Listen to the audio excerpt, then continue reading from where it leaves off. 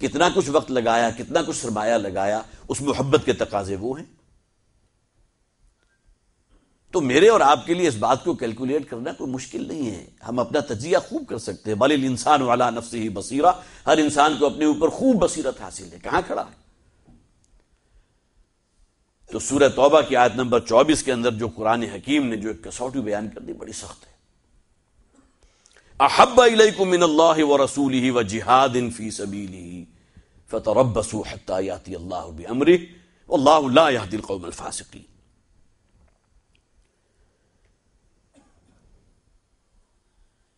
تیسری چیز جس کا ذکر کیا گیا اس آیت میں، وَنَصَرُوهُ، سب سے پہلی چیز پھر گن لیجئے، ایمان، دل کے یقین والا، اور اس کا لازمی تقاضا، اس کا نتیجہ اتباع رسول۔ دوسری جو لازماً نتیجہ نکلے گا اس ایمان کا، تعظیم ہے، توقیر ہے اللہ کے رسول کے لیے۔ صحابہ کرام کی زندگیوں کو اگر آپ دیکھیں تو جو تعظیم، جو ادب، جو احترام صحابہ کی زندگی میں نظر آتا ہے حضور کے لیے، کسی نبی اور رسول کی زندگی میں اس کے ساتھیوں کے لیے نظر نہیں آتا۔ فوری تقابل کرنا چاہتے ہیں تو سورہ مائدہ میں ذکر موجود ہے، حضرت موسیٰ علیہ السلام کی قوم بنی اسرائیل، جن پر اللہ نے کتنے بڑے بڑے انعامات کیے تھے، من و سلوہ ان کے لیے نازل کیا گیا، لغدق صحرا ہے اور آسمان سے سورج جو ہے آگ برسا رہا ہے، بدلیوں کا ایک سائبان اللہ نے ان کے سروں پر تان دیا، صحرا میں جہاں کہیں کوئی جو ہے پانی حاصل نہیں ہو سکتا، اپنا عصا مارا 12 چشمے پھوٹ بہے، پھر اور تو اور سمندر سامنے ہے اور پیچھے فرعون اپنے لاؤ لشکر سمیت تعاقب کرتا ہوا چلا آ رہا ہے، عصائے موسیٰ جو ہے وہ سمندر پر پڑا اور سمندر جو ہے وہ شق ہو گیا، رستہ نکل آیا، یہ احسانات۔ لیکن جب وقت جہاد آیا، اذهب انت وربك فقاتلا انا هاهنا قاعدون، ایک وہ موسیٰ کے ساتھی تھے علیہ السلام کہ جنہوں نے اپنے نبی اور رسول سے کہہ دیا تھا کہ جاؤ تم اور تمہارا رب دونوں جا کے لڑائی اور جنگ کرو، ہم یہیں بیٹھے ہیں۔ اور تقابل کیجئے سیرت مطہرہ صلی اللہ علیہ وسلم کا جو ایک، اگر صفحہ میں آپ کو کھول کر دکھاؤں، غزوہ بدر، 313 جانثار حضور کے ساتھ بالکل نہت تھے، گنتی کی چند تلواریں، کل 5 یا 7 گھوڑے، اس لیے کہ مدینہ سے نکلے تو لڑائی کا ارادہ ہی نہیں تھا، وہ تو اصل میں وہ قافلہ جو ابو سفیان لے کر آ رہا تھا اس کا راستہ روکنا مقصود تھا۔ وہاں حضور نے جو ہے لوگوں سے مشورہ کیا، صحابہ کرام سے، مہاجرین نے بڑی جوشیلی تقریریں کی، لیکن حضور منتظر ہیں کہ وہاں کوئی بات جو ہے انصار صحابہ کی طرف سے بھی آنی چاہیے۔ حضرت مقداد ابن اسود رضی اللہ تعالیٰ عنہ کھڑے ہوئے اور انہوں نے اس موقع پر حوالہ دیا تھا کہ حضور ہمیں موسیٰ کے ساتھیوں پر گمان نہ کیجیے گا جنہوں نے اپنے رسول سے کہہ دیا تھا کہ اذهب انت وربك فقاتلا انا هاهنا قاعدون، جاؤ تم موسیٰ تم اور تمہارا رب جو ہے جا کے لڑائی کرو، ہم یہیں بیٹھے ہیں۔ انا آمنا بک وصدقناک، ایمان کا تقاضا کیا ہے؟ اے نبی صلی اللہ علیہ وسلم، ہم نے تو آپ کی تصدیق کی ہے، ہم نے آپ کو اللہ کا رسول مانا ہے، لہٰذا ہم کوئی پسو پیش تو نہیں کریں گے، آپ ہمیں حکم دیجئے، ہم اپنی اونٹیوں کو دوڑاتے ہوئے سمندر میں جو ہے انہیں اتار دیں گے، برق غمات تک پہنچ جائیں گے۔ تو صحابہ کرام نے جس طرح ساتھ دیا محمد رسول اللہ صلی اللہ علیہ وسلم کا، وہ بات اس وقت ادب اور احترام کی ہو رہی تھی۔ حضور اگر گفتگو فرماتے تھے تو بعض روایات یہ ہے کہ صحابہ جو سامنے موجود ہوتے تھے اس طرح ساکت و صامت ہوتے تھے، گویا کہ ان کے سروں کے اوپر کوئی پرندے بیٹھے ہیں کہ ذرا جنبش کی توڑ جائیں گے۔ یہ الگ بات ہے کہ حضور کی اپنی تواضع اور انکساری کس درجے کی تھی کہ کہیں محفل میں گئے ہیں اور صحابہ نے ادب اور احترام کی وجہ سے کھڑا ہونا چاہا تو آپ نے سختی سے منع کر دیا، نہیں بیٹھو۔ یہ آپ کی تواضع انکساری تھی۔ سورہ حجرات کی اس آیت کو نوٹ کیجئے، یا ایھا الذین آمنوا لا ترفعوا اصواتکم فوق صوت النبی، اہل ایمان اپنی آوازوں کو کبھی نبی کی آواز سے بلند نہ کرنا، کہیں تمہاری آواز میں تلخی پیدا ہو جائے، بے ادبی پیدا ہو جائے، تمہاری آواز جو ہے اس کا والیوم رسول کی آواز سے بلند ہو جائے۔ لا ترفعوا اصواتکم فوق صوت النبی ولا تجهروا له بالقول كجهر بعضكم لبعض ان تحبط اعمالكم وانتم لا تشعرون، اور ہمارے رسول سے اس طرح گفتگو نہ کیا کرو جس طرح باہم ایک دوسرے سے کر لیا کرتے ہو، مبادا تمہاری پوری زندگی کے تمام نیک اعمال عقارت قرار دے دیے جائیں، وانتم لا تشعرون، اور تمہیں اس کے شعور تک نہ ہو۔ صحابہ کرام نے تو اس کا ثبوت دیا، لیکن کیا اس آیت کا اطلاق آج نہیں ہوگا؟ آج کوئی مسئلہ درپیش ہے، فرض کیجئے کوئی اجتہادی مسئلہ ہے، اس میں میں نے اپنا کوئی عقول سامنے رکھا ہے، اپنا فلسفہ منطق پیش کیا ہے، کوئی اور کہیں دور کے گھوڑے لے کر آیا ہے، کسی اور نے اپنے عقل کو استعمال کرتے ہوئے کوئی تھیوری پیش کی ہے، اور ایک شخص کھڑا ہو کر کہتا ہے کہ اس معاملے میں اللہ کے رسول نے یہ فرما دیا، تو ایمان کا تقاضا کیا ہے کہ زبانوں کو تالے لگ جانے چاہیے، لا ترفعوا اصواتکم فوق صوت النبی۔ تو ایسا نہیں ہے کہ اس کے مصداق صرف صحابہ کرام تھے، آج بھی اس کے مصداق ہیں مسلمان، ہونا چاہیے، یہ محبت کا تقاضا ہے۔ یہ الگ بات ہے کہ آپ بعد میں تحقیق کر کے دیکھ لیجئے کہ جس بات کو اس نے حدیث کے طور پر کوٹ کیا تھا واقعتاً حدیث ہے بھی یا نہیں، کوئی ضعیف حدیث تو نہیں ہے، کوئی موضوع حدیث تو نہیں، یہ بات کی بات ہے۔ لیکن کوئی شخص اگر یہ کہہ دیتا ہے کہ اس معاملے میں اللہ کے رسول کا یہ فرمان موجود ہے، لا ترفعوا اصواتکم فوق صوت النبی، تو اب یہاں کسی شخص میں گویا کہ ایمان کے منافی ہوگی کہ اپنا عقول حضور کے سامنے پیش کر دے مد مقابل کے طور پر۔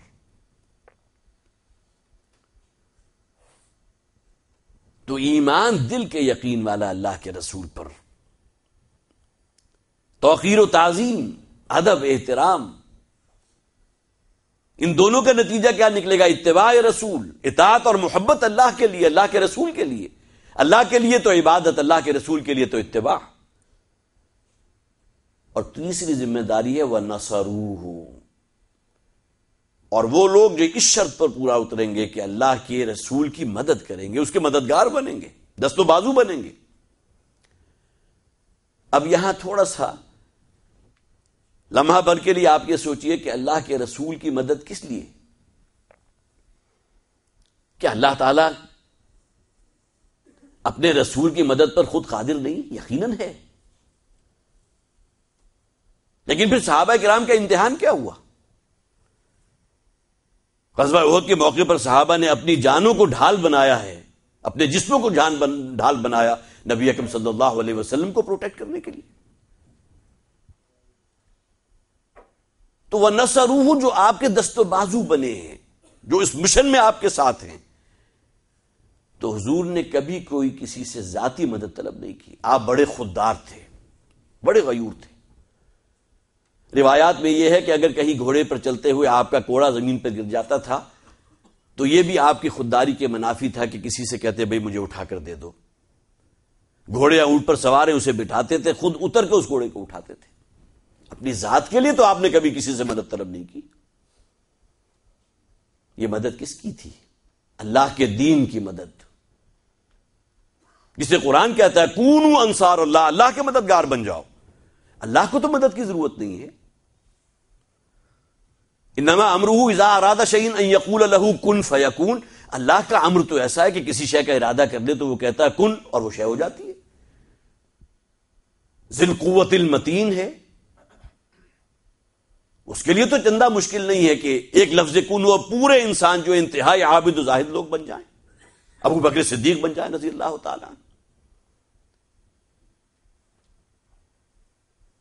تو یہ نصرت اور یہ مدد جو ہے یہ اللہ کے رسول کی، ان کے دست و بازو بننا، ان کی ذات کے لیے نہیں، اللہ کے دین کے لیے، اس مشن کے لیے جو اللہ کے رسول کے کاندھوں پر ڈالا گیا۔ انا سنلقی علیک قولا ثقیلا۔ اسی طرح سیرت کا بڑا پیارا واقعہ ہے، ہجرت کے جب حکم آ گیا، اس لیے کہ عام مسلمانوں کو تو حضور نے اجازت دی تھی ہجرت کے لیے، مدینہ چلے جاؤ، اس سے پہلے ہجرت حبشہ بھی ہو چکی، 2 دفعہ ہوئی، لیکن حضرت ابوبکر صدیق رضی اللہ تعالیٰ عنہ بار بار حضور سے سوال کرتے تھے کہ حضور ہجرت کا حکم آ گیا، اجازت مل گئی، تو آپ کہتے تھے ابھی نہیں، ابھی نہیں، جب تک اللہ کی طرف سے اجازت نہیں آئے گی ہجرت نہیں کر سکتے، رسول پابند ہے۔ ایک دن حضرت عائشہ صدیقہ فرماتی ہیں کہ ایک دوپہر تھی، بڑی سخت دوپہر، اور عرب جہاں کی ریت جو ہے وہ توے کی طرح جس میں سے جو ہے وہ سیک نکلتا ہے، تو حضور آئے، بڑی جلدی میں تھے، اور آپ نے اپنے سر کے اوپر جو ہے کپڑا لپیٹا ہوا تھا. ابو بکر کہاں ہے؟ ابو بکر نکلے باہر، بڑے متعجب ہوئے کہ کیا معاملہ ہے. تو حضور نے فرمایا کہ اللہ کی طرف سے حکم اور اللہ کی طرف سے اجازت آ گئی ہجرت کے لیے. یہ کون صاحب سو رہے ہیں؟ ذرا ان کو اٹھائیے، ان کے خراٹے دوسروں کو بھی ڈسٹرب کر رہے ہیں. تو حضرت ابوبکر صدیق رضی اللہ تعالیٰ عنہ نے جب انہیں معلوم ہوا کہ حضور کو اب اجازت مرحمت ہو گئی ہے، تو انہوں نے بہت ہی، جسے آپ کہیے، اپنائیت کے ساتھ کہا کہ حضور مجھے پتا تھا اجازت آئے گی، تو میں نے آج کے لیے 2 اونٹنیاں خوب کھلا پلا کر فربا کر رکھی ہیں، تاکہ جب نکلیں گے تو ایک اونٹنی پر آپ سوار ہوں، ایک پر میں ہوں، اور جتنا جلدی ہو سکے ہم اپنے مرکز کی طرف مدینہ النبی تک پہنچ جائیں. تو یہاں میں نوٹ کیجئے، اپنی ذات کے لیے مدد حضور کی خودداری اور آپ کی غیرت کے منافی تھا. تو آپ نے تھوڑا سا توقف فرمایا اور کہا کہ ٹھیک ہے، ان میں سے ایک اونٹنی میں استعمال کروں گا، لیکن ابو بکر اس کی قیمت میں تمہیں ادا کروں گا. تو روایات میں ہے کہ حضرت ابوبکر صدیق رضی اللہ تعالیٰ عنہ رو پڑے زار و قطار کہ حضور مجھ میں اور آپ میں اتنی مغایرت. حالانکہ حضرت ابوبکر وہ ہیں کہ جنہوں نے اپنی ذات کو حضور کی ذات میں گم کر دیا تھا، لیکن یہ گویا کہ ایک مظہر ہے اس بات کا کہ حضور نے کبھی کسی سے اپنی ذات کے لیے مدد طلب نہیں کی. تو یہاں جو فرمایا گیا وہ نصروہ، ہمارے رسول کی مدد کرنے والے، تو یہ مدد کس کی ہے؟ اللہ کی مدد ہے، اللہ کے دین کی مدد ہے. اس مشن میں اس کے دست و بازو بنے ہیں. وَاتَّبَعُوا النُّورَ الَّذِي أُنزِلَ مَعَهُ. اور جہاں تک اس نصرت کا معاملہ ہے، صحابہ کرام نے تو اپنی زندگیوں کے نذرانہ بھی پیش کیا. مکی دور اگر آپ کے سامنے ہو تو جو تشدد، جو پرسیکیوشن، جو تعذیب مسلمانوں کے ساتھ ہوا معاملہ، اس میں مجھے زیادہ تفصیل میں جانے کی ضرورت نہیں. حضرت بلال ہیں، حضرت خباب بن ارت ہیں رضی اللہ تعالیٰ عنہ، حضرت یاسر ہیں رضی اللہ تعالیٰ عنہ، حضرت سمیہ ہیں. یہ دونوں شوہر اور بیوی، حضرت یاسر، حضرت سمیہ، تو پہلے شہید ہیں، شہید مرد اور شہید عورت اللہ کے دین کے لیے. اور اس کے بعد ہجرت کے بعد جس طرح انہوں نے ساتھ دیا ہے، جو واقعتاً جو مثالیں قائم کی ہیں. غزوہ احد کے بارے میں حضور خود فرماتے ہیں کہ یہ دن میری زندگی کا سخت ترین دن تھا. اگرچہ اس میں بھی بڑا پیارا واقعہ، حضرت عائشہ صدیقہ رضی اللہ تعالی عنہا، انہوں نے ایک موقع پر سوال کیا تھا، اس لیے کہ ان کے جو ہوش کا جو زندگی تھی اس میں غزوہ احد کا دن جو ہے بہت سخت تھا. حضور زخمی ہوئے، آپ کا چہرہ مبارک جو ہے خون سے رنگین ہو گیا، آپ کے اوپر بے ہوشی بھی طاری ہو گئی. تو حضرت عائشہ نے سوال کیا حضور سے کہ کیا آپ پر غزوہ احد سے بھی کوئی زیادہ شدید دن گزرا؟ اس لیے کہ ان کی ہوش میں تو وہی دن سب سے زیادہ شدید تھا، سب سے زیادہ سخت تھا. تو حضور نے فرمایا ہاں، طائف کا دن جو ہے مجھ پر آج سے بھی کہیں زیادہ سخت تھا. اس لیے کہ یہاں تو ان کے دست و بازو اور ان کے جانثار موجود تھے ان کے سامنے اور ان کے دائیں اور بائیں. نیزے آ رہے ہیں تو اکثر و بیشتر جو شہادتیں ہوئی ہیں، 70 صحابہ کرام جو شہید ہوئے غزوہ احد کے موقع پر، ان میں سے اکثر تو وہ تھے جنہوں نے اپنے جسموں کو ڈھال بنایا محمد رسول اللہ صلی اللہ علیہ وسلم کے لیے. لیکن طائف سے جو واپسی کا سفر تھا، وہاں تو جیسے کہ میں نے ابھی کہا حضرت ابوبکر صدیق رضی اللہ تعالیٰ عنہ کے بارے میں کہ انہوں نے اپنے آپ کو حضور کی ذات میں گویا کہ گم کر دیا تھا. لیکن یہ واحد موقع نظر آتا ہے کہ جہاں ابوبکر صدیق بھی حضور کے ساتھ نہیں ہے رضی اللہ تعالیٰ، صرف حضرت زید بن حارثہ ہے. اور پتھر مارے جا رہے ہیں، جو بھی اسٹریٹ ارچنز تھے، جو وہاں کے جسے آپ کہیے کہ چھوکرے قسم کے تھے، انہیں کہہ دیا ان سرداروں نے کہ مارو اس کی خبر لو. معاذ اللہ. یہ نقشہ ہے کہ جو طائف نے دیکھا محبوب رب العالمین کا، کہ دائیں سے پتھر آ رہے ہیں، بائیں سے پتھر آ رہے ہیں. آپ کا جسم مبارک جو ہے خون سے لہو لہان ہوا ہے، خون آپ کی ٹانگوں سے بہتا ہوا آ کر آپ کے نالین اور آپ کے پیر کے درمیان جم گیا کہ جوتے نہیں اتر رہے. یہ تمام چیزیں کس کام کے لیے تھی؟ اللہ کے دین کو غالب کرنے کے لیے. پھر یہی محمد ہیں صلی اللہ علیہ وسلم جو گھوڑے کی پشت پر سوار ہیں، ننگی تلوار ہاتھ میں ہے. لِتَكُونَ كَلِمَةُ اللَّهِ الْعُلْيَا.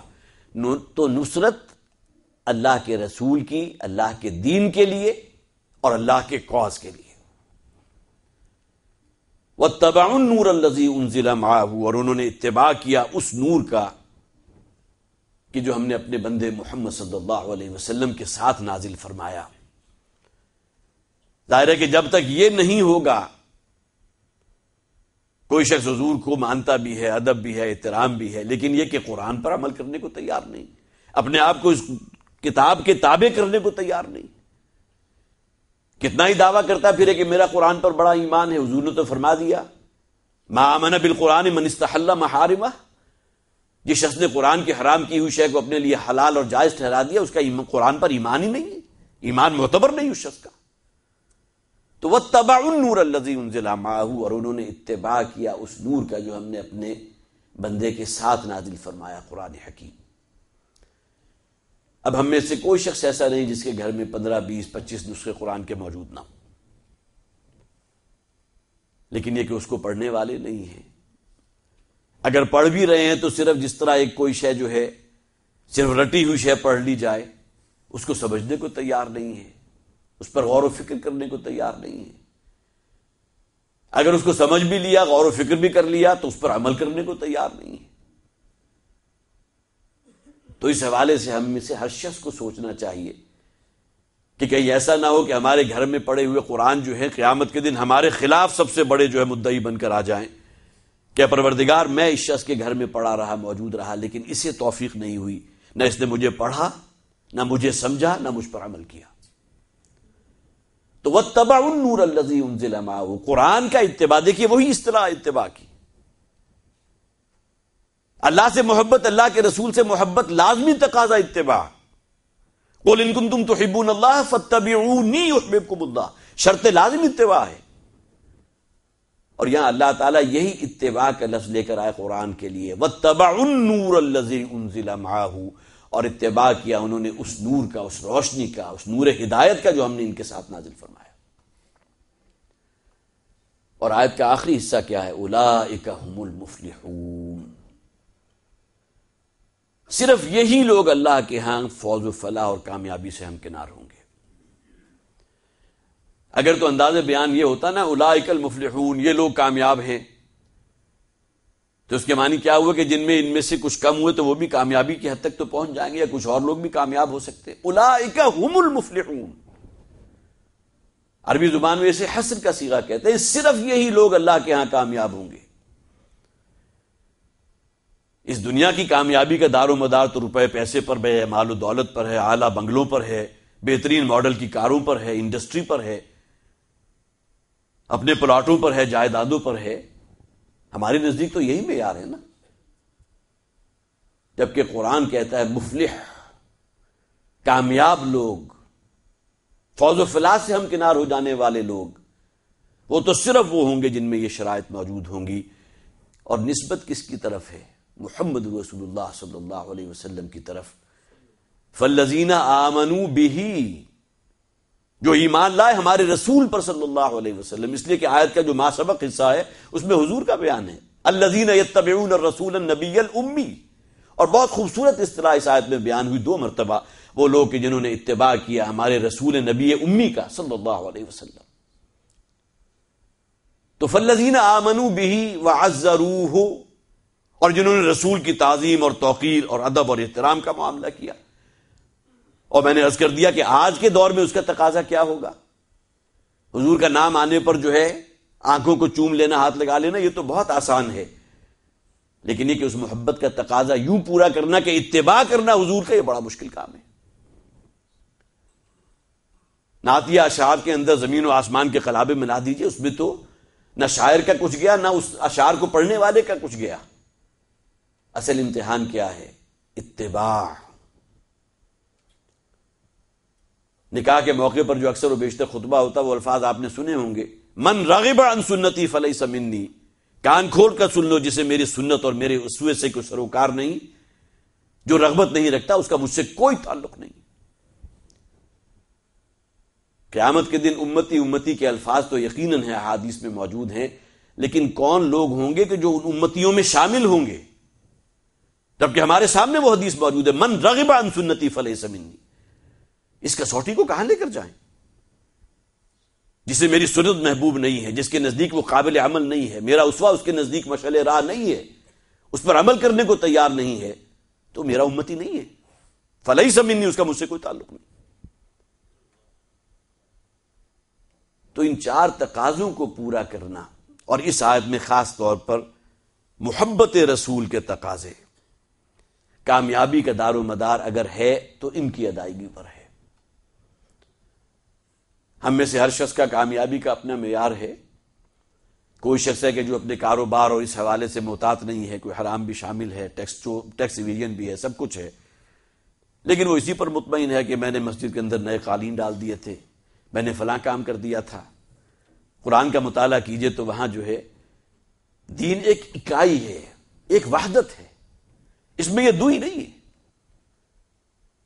دوئی تو پھر وہی ہے کہ جس کو ہم کہیں گے کہ افتؤمنون ببعض الکتاب وتکفرون ببعض، کیا تم اللہ کی کتاب، اللہ کی شریعت کے ایک حصے کو تو قابل عمل سمجھتے ہو، اس پر ایمان رکھتے ہو، اور اسی اللہ کے دیے ہوئے دوسرے حکم کو پاؤں تلے رونتے ہو؟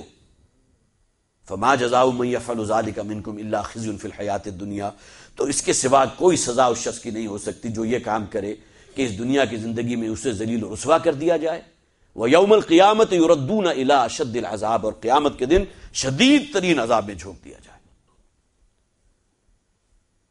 تو اللہ تعالی ہمیں پناہ میں رکھے کہ ہمارے اندر یہ تضاد موجود ہو، دین کو ایک وحدت، ایک اکائی کی حیثیت سے قبول کیجیے۔ ادخلوا فی السلم کافہ، اسلام مذہب نہیں ہے، دین ہے۔ مذہب کے اندر آپ گوشے بنا سکتے ہیں، کچھ ریچولز ہیں، کچھ جو ہے مراسم عبودیت ہیں، کچھ ڈوگماز ہیں۔ دین وہ ہے جو زندگی کے ہر شعبے پر محیط ہے۔